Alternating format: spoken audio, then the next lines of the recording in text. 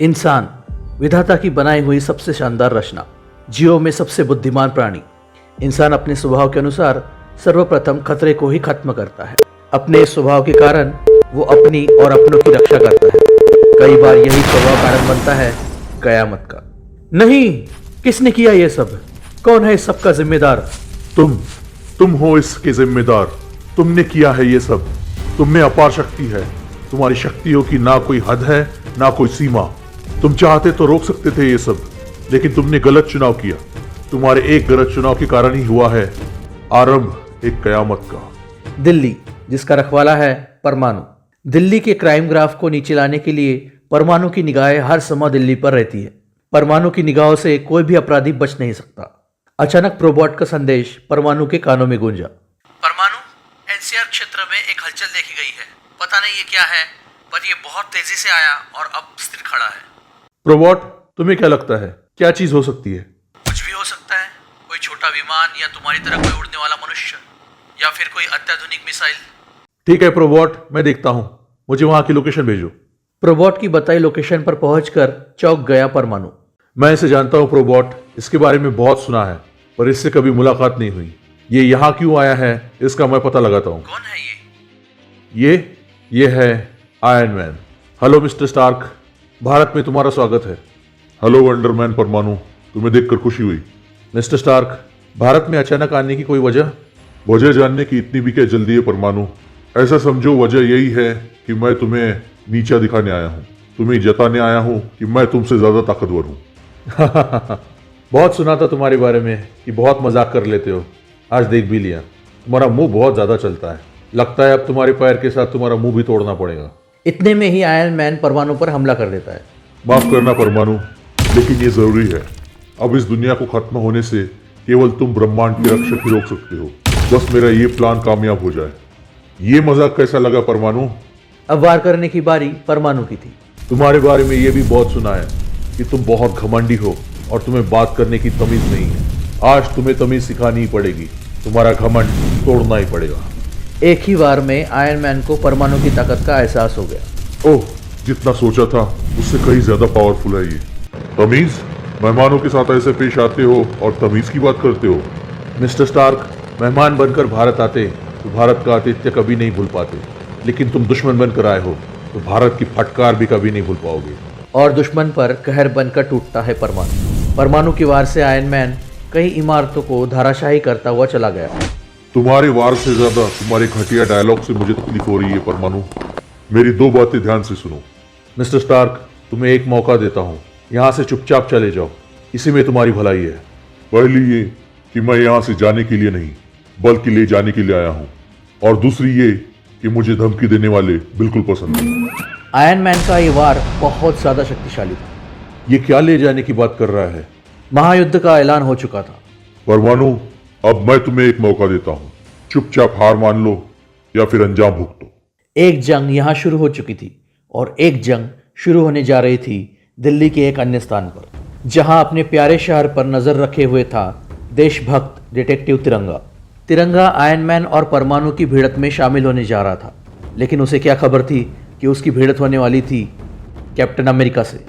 Steve Rogers, जो एक प्रयोगशाला में हुए प्रयोग की बदौलत एक आम इंसान से ज़्यादा ताकतवर और फुर्तीला हो गया और बन गया कैप्टन अमेरिका। तो ये है तिरंगा। मुझे इसके सामने से ऐसे निकलना है कि इसकी नज़र मुझ पर पड़े और मुझे ये गलत समझे, ताकि वो योजना पूरी हो सके जिसके लिए हम यहाँ आए हैं। हालांकि ये गलत है, पर हम भी तो मजबूर हैं। ये कौन है जो ऐसे चोरों की तरह जा रहा है? रुको कैप्टन अमेरिका। हेलो डिटेक्टिव तिरंगा, मुझे पूरी उम्मीद थी तुम्हारे यहाँ होने की, पर मुझे बिल्कुल उम्मीद नहीं थी तुम्हें यहाँ देखने की। यहाँ भारत में क्या कर रहे हो? जाहिर है छुट्टियां मनाए तो आए नहीं होगे। तिरंगा, मैं तुम्हारी बहुत रिस्पेक्ट करता हूँ, पर मैं यहाँ पे एक खास काम से आया हूँ, इसलिए मेरे रास्ते में मत आओ। रिस्पेक्ट तो मैं भी तुम्हारी बहुत करता हूँ कैप्टन। बस इतना बता दो कि भारत सरकार की परमिशन लेकर आए हो या नहीं, ताकि पता तो चले कि दिल खोलकर मेहमान नवाजी करनी है या जम की खातिरदारी। तिरंगा, मैं जिस मिशन के लिए आया हूँ उसके लिए परमिशन नहीं मिल सकती। माफ करना कैप्टन अमेरिका, लेकिन तुमने गैर कानूनी तरीके से यहाँ आकर अपराध किया है और तुम्हें तुम्हारे अपराध का दंड देकर रहेगा तिरंगा। या तो चुपचाप अपने आप को कानून के हवाले कर दो या तिरंगा तुम्हें घसीट कर कानून के हवाले कर देगा?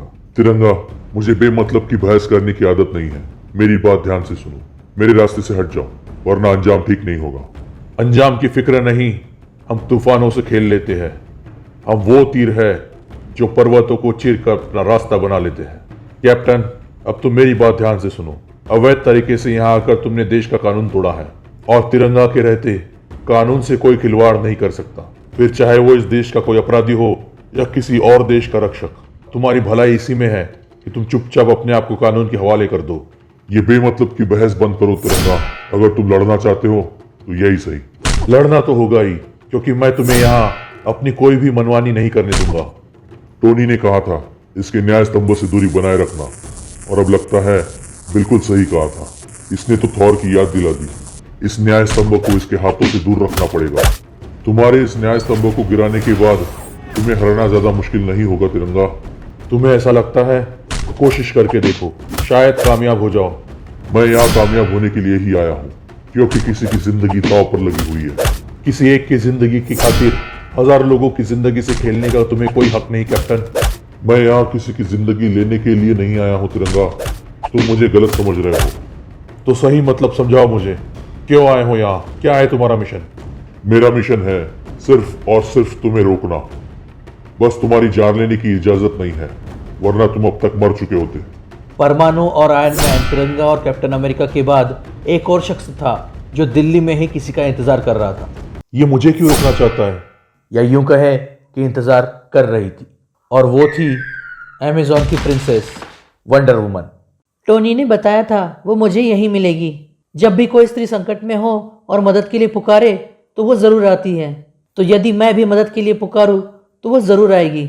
उसे यहाँ बुलाने का इससे अच्छा और कोई तरीका नहीं हो सकता। बचाओ बचाओ! और फिर वंडर वुमन संकट में होने का दिखावा करती है। और जब कोई स्त्री संकट में हो और मदद के लिए पुकारे और उसकी पुकार चंदा के कानों तक ना पहुँचे, ऐसा हो ही नहीं सकता। चंदा, जिसके शरीर में माँ काली का अंश है, जो किसी स्त्री को संकट में जानकर जागृत हो जाता है, और चंदा बन जाती है शक्ति।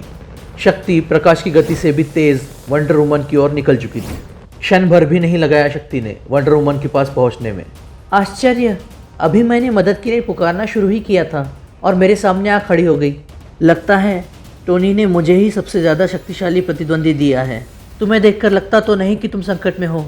शायद तुम मुझे यहाँ बुलाना ही चाहती थी, पर क्यों? क्योंकि तुम हमारे कार्य में बाधा उत्पन्न कर सकती हो, इसलिए तुम्हें ठिकाने लगाने के लिए मुझे बुलाया है। और ये मत पूछना किस कार्य में, क्योंकि ये बताने का समय मेरे पास नहीं है।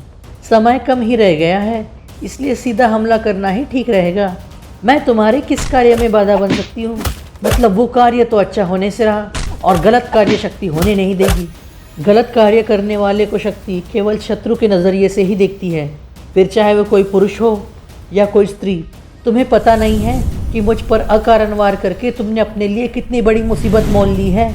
वाकई बहुत शक्तिशाली है ये, आखिर दैवीय अंश जो है इसमें। लेकिन मैं भी कोई साधारण मनुष्य नहीं हूँ। अब मैं भी इसे अपनी शक्ति से परिचय कराती हूँ। गजब की ताकत है इसमें, अद्भुत और असाधारण बल है तुम में।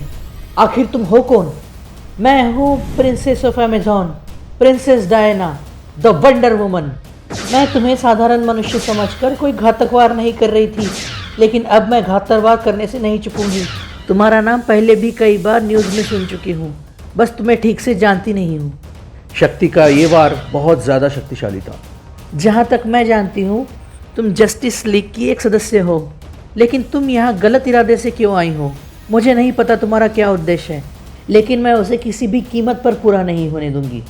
दिल्ली में महानायकों का दंगल शुरू हो चुका था एक महायुद्ध का आरंभ, लेकिन ये तो सिर्फ शुरुआत है। दिल्ली में हमारा कार्य शुरू हो चुका है।